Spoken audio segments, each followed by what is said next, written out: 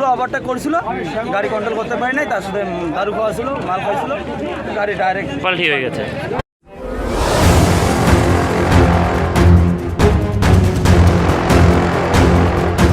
পাট বোঝাই লরি উল্টে মর্মান্তিক পথ দুর্ঘটনায় মৃত্যু হলো দুজনের। বুধবার রাত আনুমানিক 10টা নাগাদ দুর্ঘটনাটি ঘটেছে ধূপগুড়ি ময়নাগুড়ি 31 জাতীয় সড়কের হুসলুরডাঙ্গা টোল প্লাজা সংলগ্ন ধারাইকুড়ি এলাকায়। জানা যায় এদিন রাত 10টা নাগাদ ধূপগুড়ি থেকে ময়নাগুড়ির দিকে যাচ্ছিল পাট বোঝাই একটি লরি। লরিটির রীতিমতো দুলতে থাকে। সেই সময় দুলতে দুলতে নিয়ন্ত্রণ হারিয়ে ধারাইকুড়ি এলাকায় উল্টে যায় লরিটি। সে সময় রাস্তা দিয়ে যাওয়া দুজনের ওপর পড়ে যায় লরিটি। চাপা পড়েই তাদের মৃত্যু হয়েছে। স্থানীয় সূত্রে জানা গিয়েছে মৃত দুজন স্থানীয় বাসিন্দা। তারা ব্যক্তিগত কাজ সেরে বাড়ি ফেরার পথে রাস্তার পাশে দাঁড়িয়ে গল্প করছিলেন বলে জানা গেছে। আরও জানা গেছে মৃত ওই দুই ব্যক্তির নাম মনাবালা ও দুলাল সরকার। এদিকে ঘটনার খবর পেয়ে ঘটনাস্থলে পৌঁছায় ময়নাগুড়ি থানার পুলিশ এবং দমকল কর্মীরা। পাশাপাশি বিকট আওয়াজ পাওয়া মাত্র স্থানীয় মানুষ পুলিশ কর্মীদের সাথে হাত মিলিয়ে উদ্ধার কাজ চালায়। ঘটনার জেরে অবরুদ্ধ হয়ে পড়ে ময়নাগুড়ি ধূপগুড়ি 31 নম্বর জাতীয় সড়ক। প্রায় 2 ঘন্টা বন্ধ হয়ে পড়ে যান চলাচল, পরে স্বাভাবিক হয়।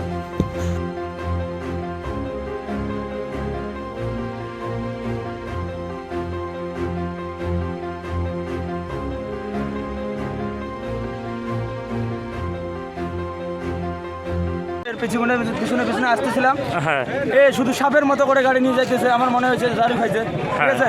আমি তখন আমার বড় চাকাটা ব্যাক করেছিলাম।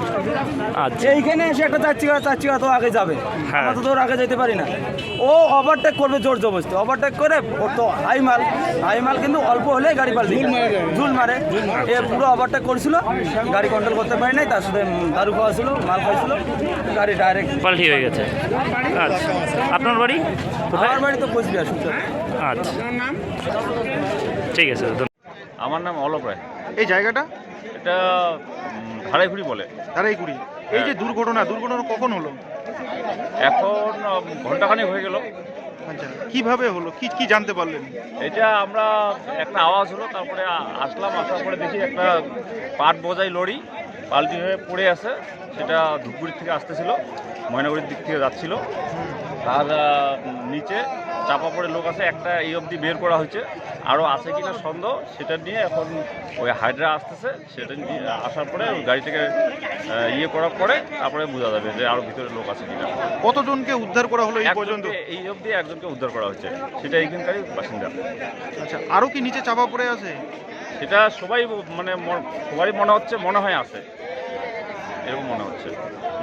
সেটা গাড়িটা উঠালেই বোঝা যাবে।